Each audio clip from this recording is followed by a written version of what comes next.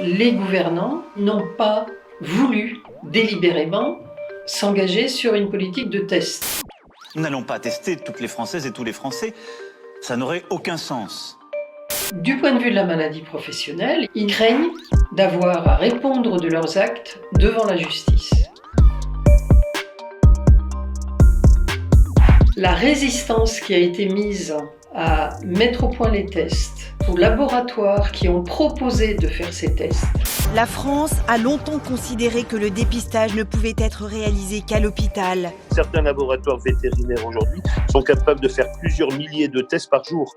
Il y a une part délibérée des autorités politiques parce que une grande partie de ceux qui ont fait la maladie ne pourront pas prouver que c'est le Covid et à partir de là, ils seront exclus de la reconnaissance en accident du travail ou maladie professionnelle. Pour tous ces soignants qui tombent malades, le coronavirus sera systématiquement reconnu comme une maladie professionnelle. Il y aurait une reconnaissance exclusivement pour les soignants. C'est une rupture d'égalité. Les agents de nettoyage qui travaillent pour des entreprises extérieures, même s'ils sont agents de nettoyage à l'hôpital, ne bénéficieront pas d'une reconnaissance en maladie professionnelle. Si des personnes, des travailleurs de Sandouville, des travailleurs d'Amazon sont atteints du Covid-19, elles devraient bénéficier de la reconnaissance en maladie professionnelle. Évidemment, tout ça a un coût.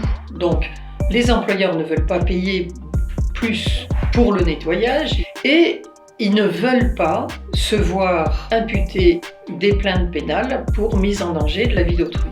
Le MEDEF veut remettre en cause sa responsabilité pénale en disant « j'ai pris les moyens ». Il est important qu'on prenne des dispositions qui n'exonèrent certainement pas les entreprises de leur obligation de moyens, mais qui mettent à l'abri les chefs d'entreprise d'une obligation de résultat. Ils disent à partir du moment où on met les gestes barrières, on est quitte. C'est faux. Le Code du travail rappelle de façon extrêmement forte cette obligation de sécurité de résultat.